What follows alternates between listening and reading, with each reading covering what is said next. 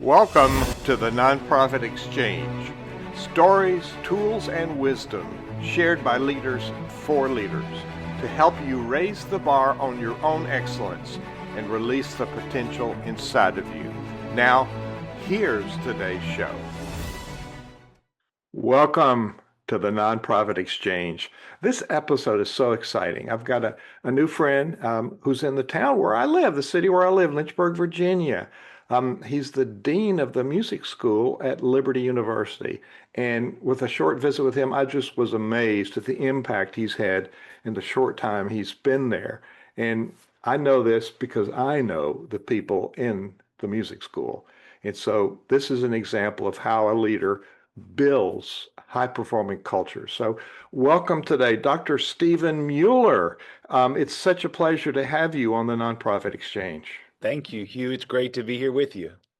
Now, tell us just a little bit about your background. You know, you've got degrees in various fields, but been able to, in your career, have significant impact where you have led before. But you've taken all of those experiences and you use them currently in your role as dean of the music school at Liberty, right? Yeah, so my background has seemingly had two different tracks. One of them has been in music education as a high school choir director, then university professor. The other track was in ministry as an associate pastor and minister of music or worship leader for many years, seemingly going back and forth. So I equipped myself academically in both of those areas, not understanding until later that that's kind of the journey that God had me on to get me in a role where I had equipped myself for and continue to equip myself for doing what I'm doing. So it's been a neat journey, very interesting road, kind of diverse in the application of my skills and career, but coming together here at Liberty University. Well, here's my experience about you. As dean, you've led growth and development of a thriving music faculty and academic community. You've cultivated a culture that's rooted in excellence, collaboration, and shared purpose. Your leadership demonstrates how a clear vision, trust, and accountability can transform not only performance outcomes, but also people. You bring unique perspective shaped by both your musical artistry and your organizational leadership ability, offering valuable lessons for our nonprofit audience today. So you also have a PhD in transformational leadership, don't you? Yeah, well, actually, I have a doctor of ministry in transformational leadership and then a PhD in music education. So, kind of combining all of those things into this role. So define your role as the dean of this culture in the School of Music. You know, how do you bring your values of transformational leadership to this role? So, I think for me, I lead relationally. That's the first thing. I really want the people on the team to know that I care about them. I'm here to journey along with them while I'm leading them on. To back that up, obviously credentials and experience and aptitude and ability are there. But since I lead with relationships, knowing that your leader cares about you really helps you want to work harder. And so that's what I found. I've got a building full of professionals. They exceed me musically and professionally in so many ways. And so my leadership of them consists of making sure they have what they need to do what they need to do and empowering them to go and do the work, not trying to lord over them or micromanage, but just give them what they need to do what they need to do. And sometimes that giving them is a no and having to say no, but really just creating opportunity for them to thrive. Well, and the direct conversations, sometimes you'd have to stop rehearsal, say trumpets, that's too loud. You Right. know, you didn't criticize them, you just are balancing what's going on. Now, just because you're on a podium and you have a baton doesn't mean you're a dictator. It Right. means you're an influencer. So we struggle with control. A lot of leaders struggle with control, but really on a podium, you really don't control, you inspire and you empower. So translate that into, the next step of building the high performing culture at the music school. Sure, I think trust is a word that would work. if we can establish a relationship built on trust, whether I'm saying yes or no to somebody, they're okay with it. They're okay. And sometimes what that means is I have to do a little more coaching. For example, if someone wants something or wants to do something that doesn't align with our mission or the direction we're going, but they really believe in it, sometimes I have to come alongside and say, okay, here's why we're not going to do that. It's not that the thing is wrong. To use the analogy of the trumpets, that was a great sound, great in quality and quantity. It was great, and it was just too much. Okay, okay. So then they put it in perspective. Same thing, because I work with a building full of creatives, professional practitioners in their craft, professional academics and instructors. They have great ideas because they're creatives. Well, not all of the ideas can be done.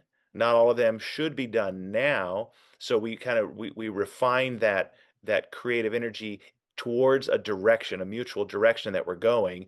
Does this align with our mission? Is this where we're going as a school of music? Is this where we're going as a university? And sometimes it's just that little extra conversation, the little extra coaching that helps them understand, okay, this is a great idea. I just can't do it now. Or, I'm just not going to do it here. So just again, the trust and the relationship. So, you've worked in various types of organizations, the church, the community of the nonprofit. I mean, you've worked in a nonprofit community, you worked in the Liberty, a university is a nonprofit, also an academic environment. So what are the constants? I mean, this leadership is constant no matter where you are. So talk about what's consistent no matter where you lead. Sure, working in K-12 public education, it's another one of those areas that the constants are we have some not guardrails, but some bumpers, some things that keep us in our within our purpose, but also they sometimes restrict us. It might be a budgetary thing. Okay, we have limited budgets. That's a constant. In nonprofits and in education, academia, ministry, you're also working with a mixture of volunteers and staff people or faculty in my case as well as staff and everyone ideally has a similar goal and mission to serve the org, to serve the greater mission of the entity that we're working with. So I think those are some common things. Again, the usually limited budgets and a mix of volunteers and paid staff, but really a commitment to mission. And that's one of the things that we work hard on and that Liberty does well is that commitment to our mission. So when as a leader, if I were in a nonprofit role, really reminding people constantly that mission, what is our mission, that commitment to mission, because those are things that we'll sacrifice for. Those are things that we don't mind submitting ourselves to. If I know that my leader is committed to the mission, I will follow that leader because I know, trusting that he or she has the best interest not only of me in mind, but of the org. So those are some things that come to mind, Hugh. Absolutely. And I coach leaders at all levels, and I hear constantly, well, they don't do this, then blaming other people. So that I've studied with lots of really famous conductors, but one of them, I forgot who, Ronnie Eichelberger says, what they see is what you get. And so the modeling, you model values, you model behaviors. So you've created relationship and trust, but talk about how role model and modeling your values and principles is important in building the high performing culture. Sure. Well, I think, character, integrity is the foundation of anyone's role, not just for a leader, but for me, that trust that I mentioned earlier is not just built on our interactions, but it's that the people in the org see how I live my life, how I fill my role. If I'm doing it with character and integrity, it helps build that trust. Now, the other thing I try to live in front of the faculty and staff is understanding the limitations of our role, understanding that there are things in our control and things outside of our control. It doesn't really do any good to complain about things outside of our control. When we do a SWOT analysis with somebody, and they'll get down to the threats. What are the threats to our organization? Well, most of the time, those are things outside of our control. It's really frustrating to focus on things outside of our control. And if we're not careful, we'll just become a complainer because there's nothing we can do. Now, when we look at our weaknesses, those are usually things that we can do something about. There's a problem in the org, but it's because I need to do something. And I have always found, in kindergarten, you learn mind your own business, right? Well, when I'm minding my own business within my role, within the parameters that are set by the role or by somebody else, it's pretty much a full-time job taking care of me, doing my job. So I don't have to worry about whether he or she is doing their job or what the leadership above me is doing. So that kind of takes the pressure off of me. I don't have control over that, but I do have control in my sphere of influence. So I think as I share some of those challenges in my own life with the faculty and staff, it helps them also realize, okay, if they will focus on what is in their control, what they do have influence on, it'll relieve a lot of that pressure. They'll be more productive. They'll have more joy at work. They'll be a better team member. They'll be a better neighbor. I hate to say it as minding your own business, but really, truly taking care of the business that is in front of you and that is your responsibility. Maybe that's a professional academic way to apply that kindergarten message. Managing myself is a full-time job. So It is. John Maxwell talks about the law of the lid, that the organization cannot function any higher than our ability to lead. So I have a two-part, and he also talks about the 360 influence. So the two-part question: what do you do to continue to your personal growth so that you're, going up that scale? And then you're in middle leadership. You're not the president of the university, you're not the provost. Yeah. So because you're you and you're developing excellence, you impact people everywhere in the organization, not just below you. So first, keeping yourself, in a personal growth mode, let's say, and then how does that impact everybody in the organization? Sure. When we're talking about um, maybe the limit of our own experience and development, what I try to do is I have a great provost office leadership team above me. And so I'm trying to glean from them and be in relationship with them regularly. I want to hang around with successful people that are above me and other deans that are at the level I am. We fellowship together at least once a week with a good group of deans. I have submitted myself to some mentorship via the provost office. Our provost is a great guy, and he said, "Yeah, I'll work with you." So he works with me, and when I say works with me, he'll give me things to read, he'll talk to me, but more importantly, he'll challenge me. He'll tell me no, and he kind of holds my feet to the fire on some areas where I need developing. So that's really important. I've also because there were some areas that I hadn't studied. I have a terminal degree in theology, and I have a terminal degree in music education. I had never studied um, leadership and business, and so last summer I started a MBA. So I'm halfway through a Master of Business Administration, and man, I'm learning so much. What it's doing, Hugh, is it's opening my eyes to why I get told no sometimes. There are business reasons and administrative reasons, and I'm like, oh, well, that makes a lot of sense. So lifelong learner, having someone uh, I'll say above me who's pouring into me that helps me do similar for people that I lead. So just really trying to be it sounds like a paradox, but trying to be humble in my role, meaning I'll never know everything, so I need to keep learning. Interestingly, that gives me confidence in my role as a leader because I'm being validated and it's confirming that I do not only have the maybe the authority, but I'm backing it up with experience and knowledge and wisdom, which makes for a great leader, not just to have authority and power, but to have compassion and knowledge and wisdom. And again, it goes back to that trust thing and relationships and whatnot. I want to point out to people listening or watching, if you didn't get all these great ideas, there will be a transcript on the page on the podcast. So don't worry, you can go back and catch up on it with the transcript that's there. Vaughan Williams, the British composer conductor, is known to have said, music did not reveal all of its secrets to just one person. So that reminds me of that quote. You could change the word music to leadership, Right.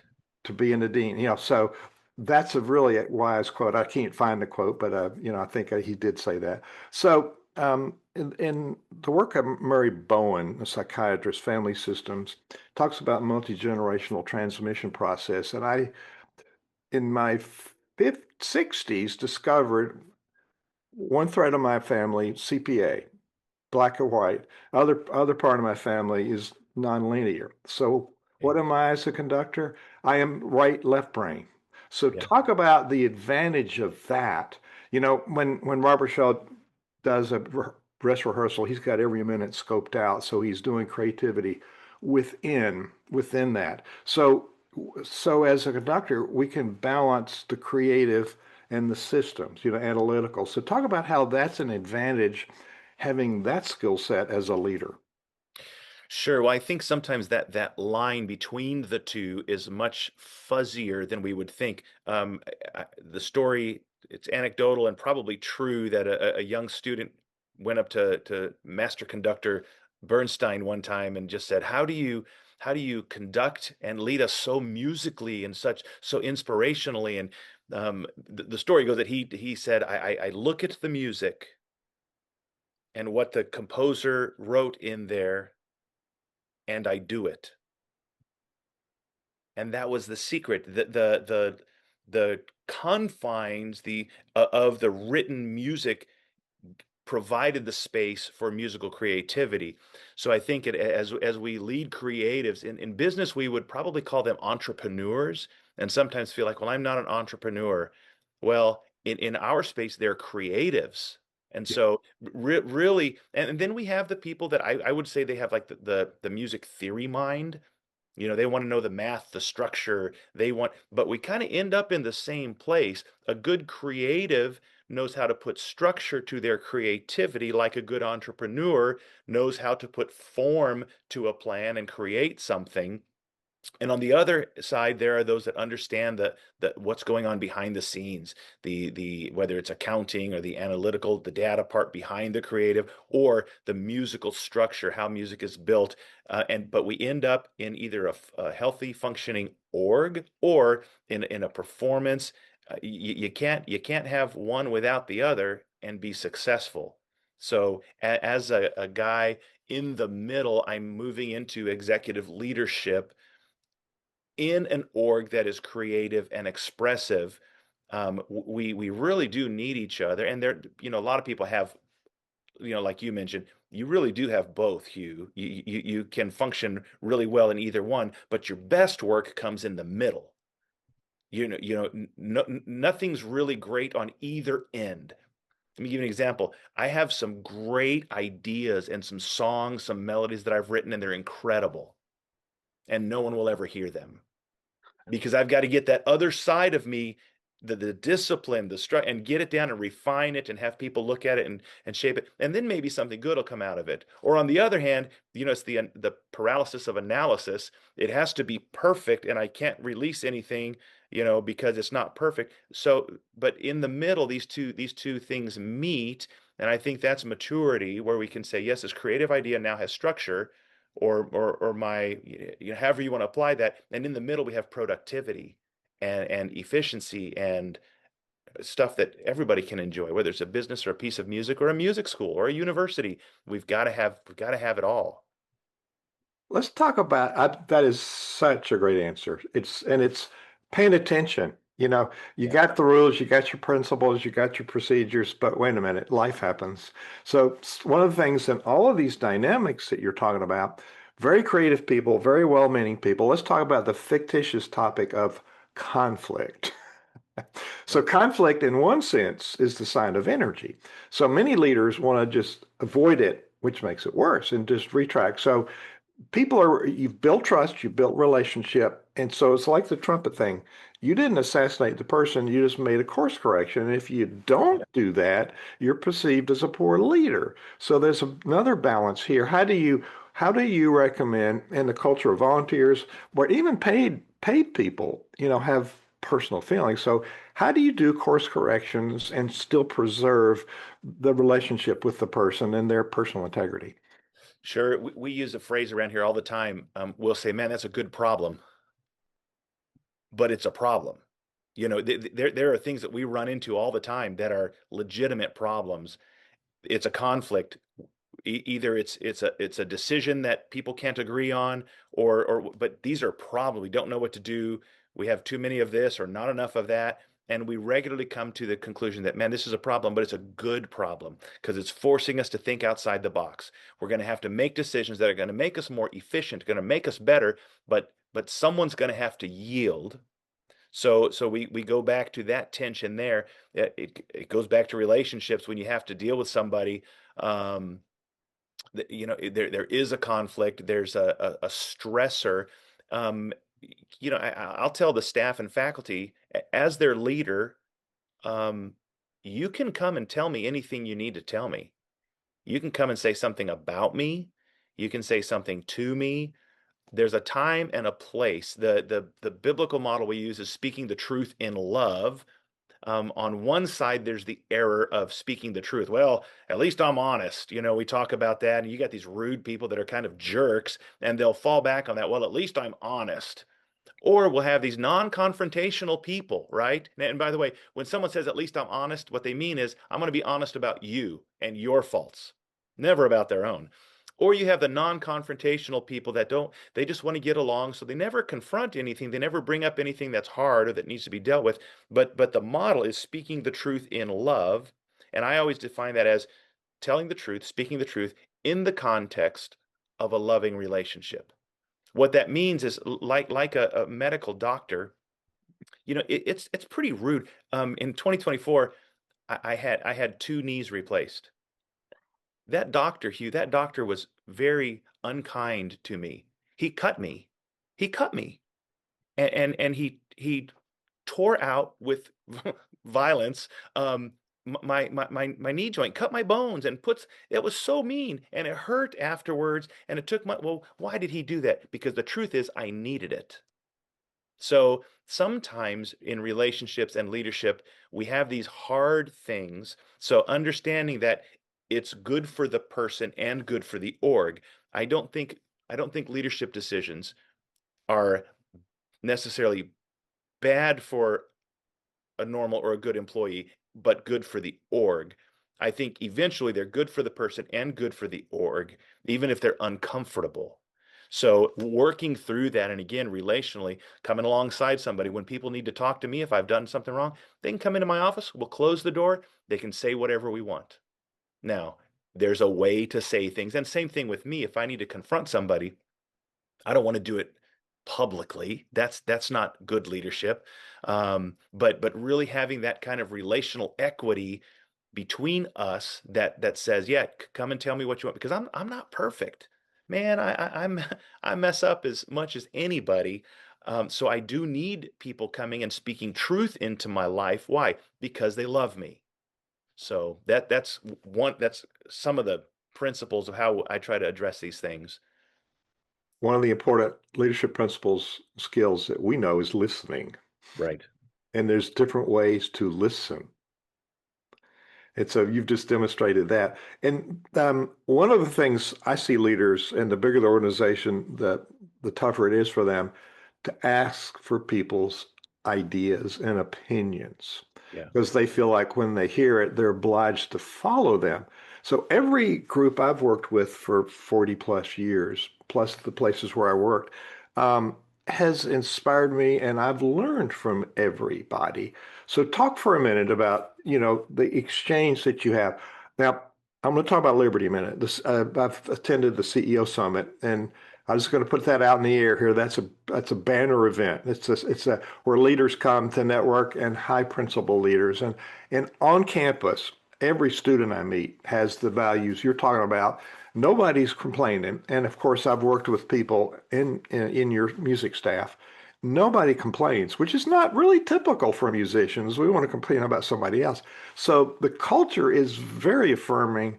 The culture is very proactive, and the culture is very positive. So for those leaders who are trying in the trenches, in local charities or churches, those people leading from any position, what would be your thought? You've learned from things wrong, but how would you suggest people step forward to grow their leadership skill and build their cultures with this honest dialogue?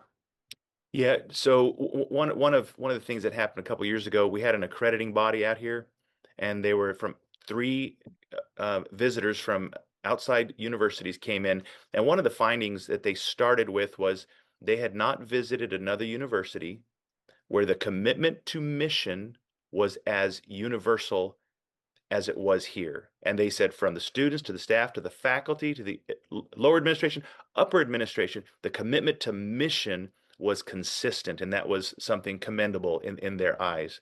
So I think when people are all rowing in the same direction or pulling the same direction, it makes it easier. Now, as far as people's ideas, one of the things that the leadership team and I try to do, I mentioned it before, I have a building full of experts, and one of the things that they thrive in is getting opportunity to exert their expertise or to offer ideas from their expertise. Now, what I don't do, I don't go in and say, hey, what would you like to do? But what I will do is give them an arena to be the expert. So we'll kind of frame it in. I'll say, hey, in this area regarding this curricular idea or this ensemble or these classes, how would you, and then I'll list out either the problem or the opportunity ahead of them. So instead of giving them just carte blanche dream, I'll say, hey, in this arena where you're our expert, what do you recommend? And then we begin a dialogue, and whether it's myself or one of our associate deans or one of our chairs, because everyone wants to be heard. Yes, we need to listen as leaders, and everyone needs to, but everyone wants to be heard as well. So I honor them and their role and their accomplishments by giving them opportunity to influence decisions that are made. And what I found was when someone has an opportunity to share what they think about something, it enriches them, whether we do that or not. Sometimes, yeah, you didn't pick my decision, but thank you for hearing me out.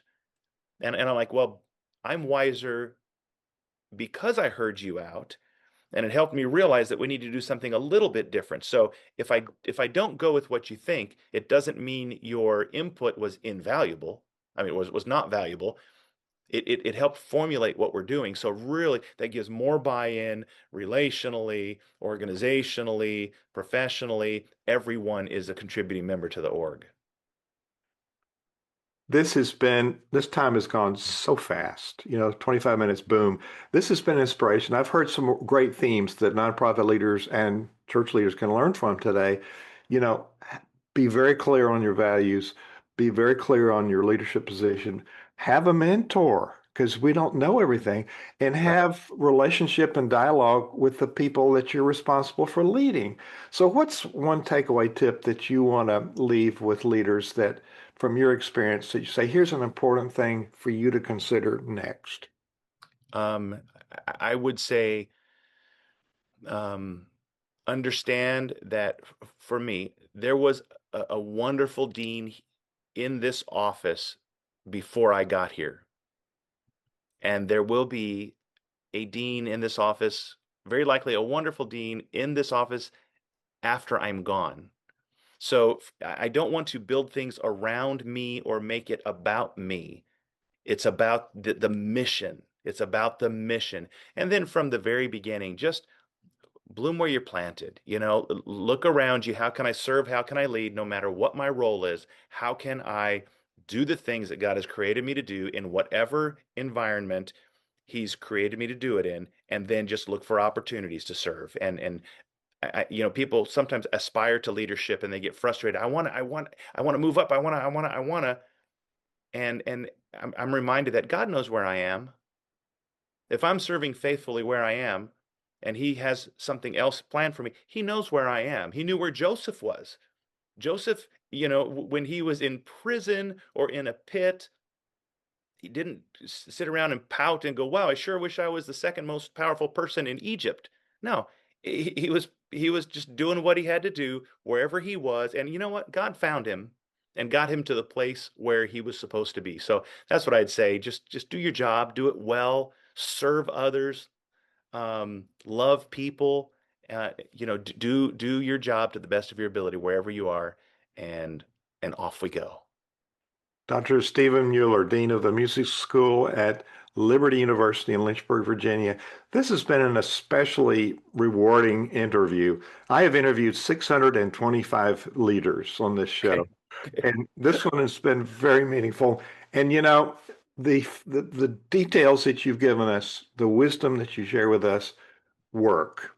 They absolutely work. So, Dr. Mueller, thank you so much for being my guest today on the Nonprofit Exchange. Thank you, Hugh. Thank you for watching The Nonprofit Exchange.